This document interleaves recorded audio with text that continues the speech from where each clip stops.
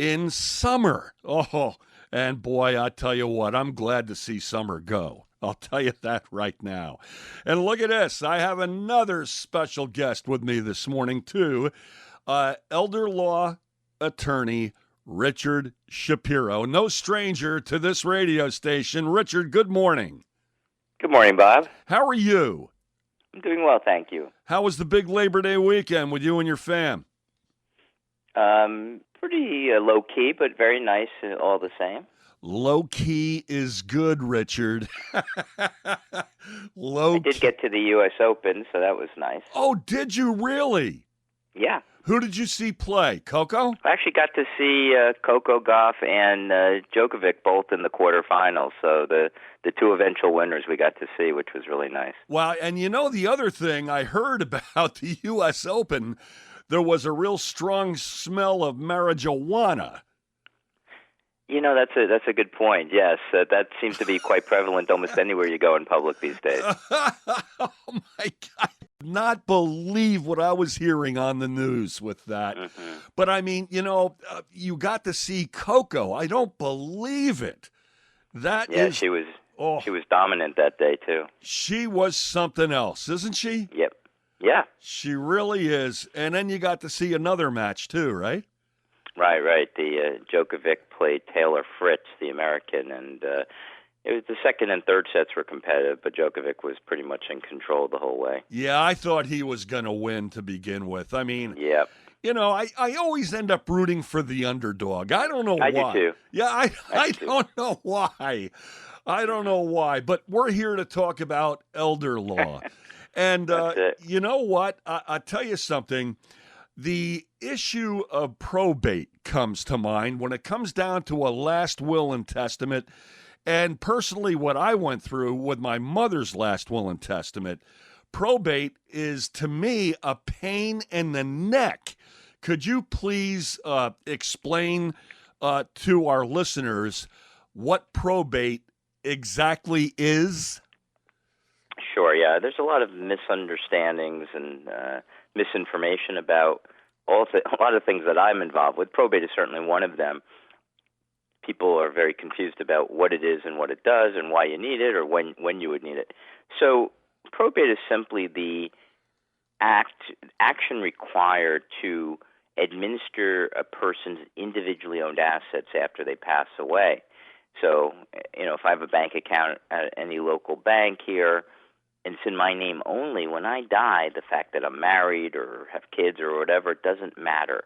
If there's no one else on the account as an owner or the account doesn't have a beneficiary designation, then no one has legal authority to administer that asset without court appointment, and that's through the probate process.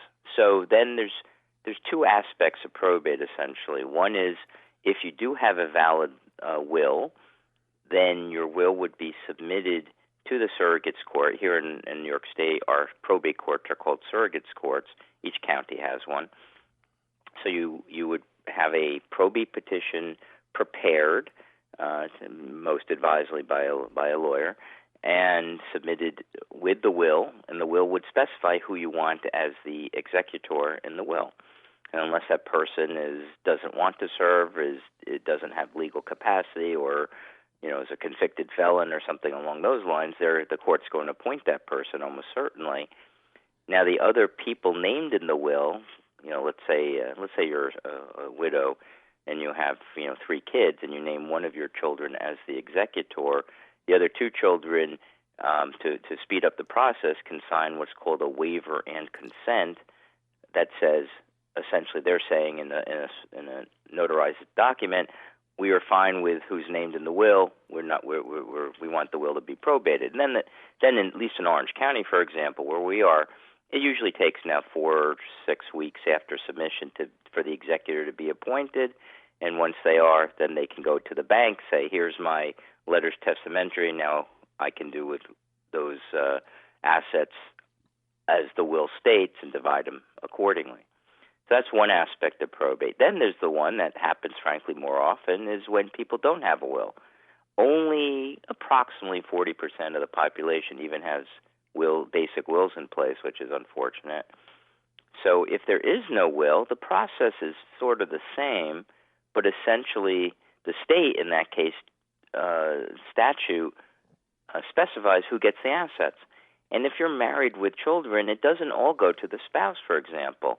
Under the intestacy laws, as we call them, if you die without a will, any of your individually owned assets pass essentially as follows. The first $50,000 will go to the surviving spouse, but then of the remainder, only half goes to the spouse, and then half goes to the children. Oh, and if wow. they're minor beneficiaries, or they don't have, let's say they're not even your surviving spouse's children, it's a blended family, those things can get very messy. Wow. So let me ask you this. A question comes to my mind here. Leave it to me. What happens if, husband and wife, all right, hypothetically, the husband's name is basically the one that's in charge of the bank account, but he gave his wife permission to have access to that bank account. Now, what happens if the bank isn't given any type of notification that the husband had passed away? Excuse me. That's all right. Just swallowed my coffee bag. Sorry about that. So what would actually happen in that case? Would the wife still using the account? This is after the husband passes away? Yes, and there's no notification given to the bank whatsoever. Yeah, well, technically that's not permitted. It happens fairly often. The banks often get wind of someone's death through obituaries or otherwise. And if they do, and the wife isn't a beneficiary or joint owner of the account, she no longer will be permitted access to that account. Wow. Okay. And you'll have to go through the probate process, as we discussed. Now, one thing I should mention, if the total amount of intestate assets or probate assets is in New York $50,000 or less, the probate process is a bit simpler with probate at all. It's called a simplified estate or small estate proceeding. And it's not as formal. The requirements aren't as formal as they are if it's a more than $50,000 estate. But still, you do have to still file the petition with the court, etc. Oh, wow. And, of course, you need an attorney for all that, right? Legally, you don't have to, but my experience tells me that when lay people attempt to do it themselves, they're rarely successful at it. Right. Not never, but rarely. So we'll get plenty of calls from people who've tried it themselves, and then they need someone who actually knows what they're doing to get it done. Yeah, and for individuals like that, thinking, oh, I don't need an attorney, no, that is not true. An attorney an attorney knows the ins and the outs and the whatnot and what fors of something like that. So that's why you need an attorney. Richard, do me a favor, would you please? How do our listeners get a hold of you, and where are your offices located? Sure. Yeah. Phone number for us is 845-291-0011. Our website is mid-hudsonlaw.com. We have a lot of very valuable information on our website and ways to reach us also. We have 3 offices up in Monticello, down on Oakland Avenue in Warwick, and our main office, where I'm mostly located, is at 10 Matthews Street in Goshen. I also do want to share that on October 10th at 3 p.m., we're doing a seminar in our office, a workshop called Secure Your Legacy. Doesn't cost anything. You can sign up on our website, and very valuable information is provided there. Very, very nice. And what office will that be? Will that seminar be? That's in our Goshen office. We have a dedicated education room for those kind of proceedings, so it works very well. All right. Hey, can you hang out with me here just for a little while longer? Sure thing. All right, going to take a quick break here, Richard. Thank you so much. Stay right there. Going to take a quick break here. We'll have more of elder attorney elder law attorney Richard Shapiro after the latest local news and ABC Spotlight Entertainment. It's all on the way next. The greatest songs ever recorded. Yep, they're all right here for you on Oldies 98.9, 1220, 105.3 WGNY. Meet the man who's dedicated to serving Dutchess County day in and day out. For years, Brad Kendall has been there for us, serving our residents with passion and commitment. He's not just a leader, he's a trusted neighbor who understands our needs. And you know what? His commitment has been recognized by the state as a county clerk who stands out. Brad Kendall, a name you can trust, a leader who truly cares. Join us in re-electing Brad Kendall for Dutchess County. Together, let's keep the innovation and public service going strong. Visit bradkendall.org to learn more. Paid for by the committee to re-elect Brad Kendall. Confused about Medicare Advantage plans? You're not alone. Do what many of your neighbors are doing. Call Advantage Benefits Consulting, your local trusted advisors for Medicare Advantage plans. They offer $0 premium plans, plus plans that give back to your Social Security. Call them today, 845-452-8944. Advantage Benefits Consulting. The call is free. Call now. If you love Italian food, you'll love Leo's Italian Restaurant and Pizzeria. It's pasta night, Mondays in Cornwall, Tuesdays in Fishkill, and Wednesdays in Newburgh. All you can eat pasta with meatballs, salad, and bread. Only $11.95. Plus, every Thursday is wine and dine night. 1 appetizer, 2 entrees, and a bottle of red or white wine. Only $45. Go to leospizzeria.com for locations, menus, and weekly specials. Leo's in Cornwall, Newburgh, and Fishkill across from the stadium. This news is powered by Eastern Pain Medicine. Are you living with pain, head, back, or neck? Dr. Yu can help manage your chronic pain, restore functionality, and improve your quality of life. Eastern Pain Medicine, with offices in Middletown and Fishkill. Call 471-0013. Speaking up about the migrant crisis with your news update, I'm Lisa Ruttman. This week, the Turning Stone Resort Casino hosted county leaders from around the state for the annual New York State Association of Counties Conference. A major topic at the conference, the migrant crisis. Orange County Executive Steve Newhouse articulated their collective frustration, saying what we're seeing in New York State right now is an epic disaster. The immigration policy is a national embarrassment. There is no cooperation between the White House, the governor of New York State, and the mayor. They're all pointing fingers at each other. The situation is getting worse and worse. A man was nabbed for stalking students at an East Fishkill high school. According to the East Fishkill Police Department, they received a complaint of a suspicious man approaching students at John Jay High School. Cesar Roja was arrested after he reportedly followed the student in his vehicle and approached 2 other students in the area. Roja was charged with stalking and issued a personal protection order to stay away from the victims and the school. Beginning next year, tolls will be higher on the New York State Thruway, 5% more for in-state Easy Pass holders. All other drivers will pay 75% more. You're up to date. I'm Lisa Ruttman. This ABC Entertainment Report is brought to you by Waynesway Wholesale Kitchen and Bath Cabinets, featuring all wood kitchen and bath cabinets. Go to wayneswaycabinets.com to see their great selection. They offer free in-home design consultation. Waynesway Wholesale Cabinets, 1829 Route 9, Wappingers Falls. Call 845-280-0880. See Wayne today. I need to have a say in the future. Jennifer Aniston, Reese Witherspoon, and the rest of the UBA Newsroom are back for more behind-the-scenes network newsroom drama in Season 3 of The Morning Show. Executive producer Lauren Neustadter talked to me about the themes of Season 3. Well, I think there's a lot around power. How do you use it and how do you wield it? And also about truth.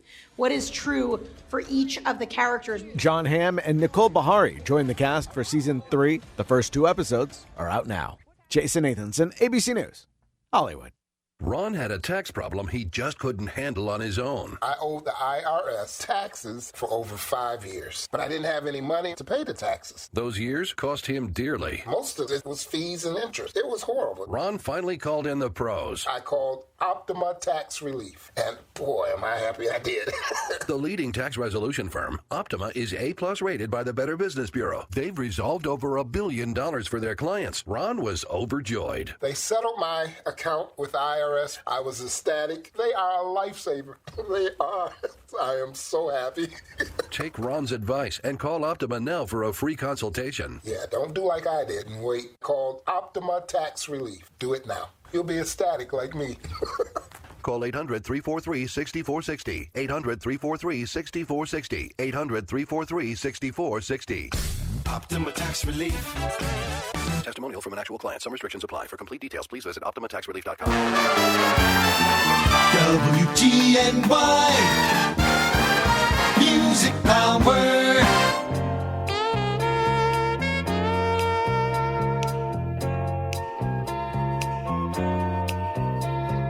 Every day with you, girl, is sweeter than the day before.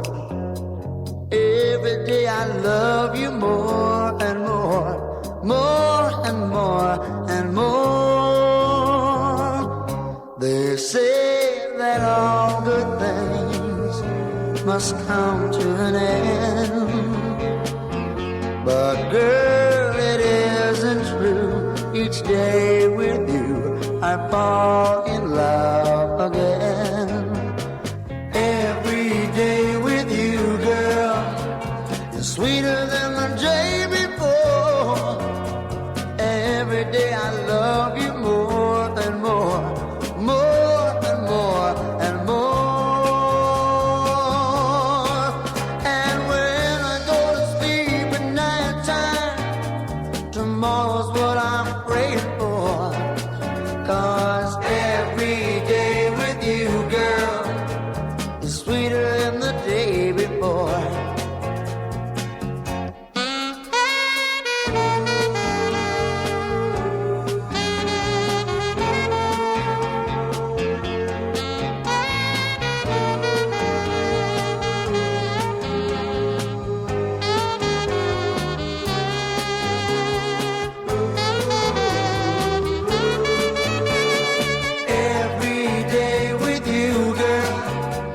Is sweeter than the day before.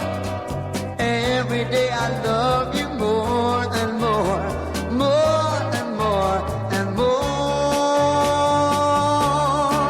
And when I go to sleep at nighttime, tomorrow's what I'm praying for. 'Cause every day with you, girl, is sweeter than the day, sweeter than the day, sweeter than the day before. Oldies 98.9, 1220, 105.3, WGNY, the Classics 4. Every Day With You, Girl, featuring those great vocals from Dennis Yost right here, giving you the greatest music ever recorded. Absolutely a hearty, good hump day Wednesday morning to you, my friends. I'm Bobo. It's great to be here. And it's very, very nice for elder law attorney Richard Shapiro to hang in, hang out, and definitely hang on with us. Richard, thank you so much for your time. You're welcome, Bob. You know, it's very important to our listeners to have a person like you on the air. And if you wouldn't mind, please give how people can, information on how people can get in contact with you, please. Sure. Best way to reach us is at 845-291-0011. Website is mid-hudsonlaw.com, and my email address will be under my profile there. So if you want to send me an email, that's fine too. All right. So we were talking about probate, the ins and outs of probate with the last will and testament. So let me ask you this. Let's go to the opposite end of things. How can you avoid probate? Yeah, there are several ways, and some are definitely, in my view, better than others. The simplest way, but not necessarily the best, is to simply have joint ownership on assets, bank accounts, deeds of real estate, investment accounts, and the like. And then upon the death of one owner, the other owner automatically owns the asset at that point. But as simple and appealing as it is, it's not always the best result. Husbands and wives, many times, they're not in first marriage situations, and therefore, if husband dies first, which in our practice is how we always describe it, wife now takes it, and if the husband's kids are not the wife's, then those assets may never get to the kids. That's number one. Secondly, when a person inherits those assets in their own name, especially if they're elderly, they have no protection of those assets if they need long-term care, and they may have to spend those on care before Medicaid becomes a possibility. When it's non-spouse, for example, a widow puts a joint ownership with a child, we've seen this kind of scenario where if the child then, for example, I just had this happen, gets in a car accident, a fatal car accident where another person is killed, those assets are now subject to the creditor claims in that lawsuit. And many people are underinsured, and those assets are really at risk. So is not my preferred probate avoidance mechanism. There's also doing in trust for accounts, John Smith in trust for Mary Smith. That means Mary is not a co-owner, but when John dies, she becomes the owner of those assets. Better than joint ownership, but you don't have that creditor risk I described a moment ago. However, it doesn't protect those assets in a long-term care situation, nor does it guarantee that John's children are going to end up with those assets, especially if Mary is not those kids' mother. The better probate avoidance tool, in my view, is using a living trust agreement of some type. When you have either a revocable or irrevocable living trust, in either case, upon the death of the person who created the trust, if the assets are owned in the trust, there's no probate on those assets, and then the trust instructions controls who gets it and under what circumstances. Wow. Now, what about live-in companion as opposed to husband and wife? What happens there? Well, again, everything pertaining to assets, we always like to say title equals the result. How you own the assets is ultimately going to determine who gets them and how. So if you do have unmarried partners, which is a very common dynamic in today's society, then it's really important that they have good legal documents and good and proper ownership of assets to ensure that the results are what they want it to be. And I do get calls all the time on that kind of scenario, where you have an unmarried couple and they've never the house was only in the guy's name in that example. He dies and he has children from a prior marriage or relationship, and now the partner, the surviving partner in this case, has no entitlement to anything about that house. It goes to the kids if he has no will. She would have no rights to that legally whatsoever. Wow. Now let's hypothetically, let's give another scenario here. What if the husband and wife live together, but they are legally divorced? Well, when you have legal documents, a will or a trust, the divorce, unless the instrument says otherwise, and it usually wouldn't, legally severs the right of the survivor to any of the rights specified in the will. So a divorce, if it says in the will, everything upon my death goes to my wife, if the couple divorces, that wife is no longer a wife and has no legal rights. Oh, wow. So then if it says in the will, if my wife predeceases me, it goes to my kids, then by law it's treated as if the wife has predeceased the husband, and the assets would then pass to the children, not to the other partner. So as they say in legal terms, it's all in the wording, isn't it? A lot of it's in the wording, and then backed up by the default provisions under New York law. Wow. It just seems so complicated. I don't know why someone would want to handle stuff like this themselves without an attorney. Well, it's even if you're waiting until after someone's died to try to do anything, you're behind the eight ball. There's two ways to do things in life. There's the proactive way and the reactive way, and in all aspects of life, and I'm no exception to this. In certain cases, people tend to be reactive rather than proactive. But you're almost always going to have a better result in anything we do by taking a proactive approach, whether it's your health care, legal affairs, financial affairs, etc. Yeah, and things can go just so much easier. Richard, again, if you don't mind, please, tell us how our listeners can get a hold of you. Sure. I can be reached at 845-291-0011 or at mid-hudsonlaw.com. My email address is rshapiro@mid-hudsonlaw.com. All right. Very, very good. And Richard, I know you have to run away, but again, I thank you so much for your time and being here and helping educate our listeners when it comes down to, legal matters of, the law that you do practice. Well, my pleasure. I think it's a public service and a duty. Absolutely. As part of my privilege of being a member of the bar to educate people about what they can do, should do, and shouldn't do. And I'm always happy to do that. Well, we thank you and appreciate you very much. Thank you, Richard. My pleasure. Okay. My pleasure, Bob. Right.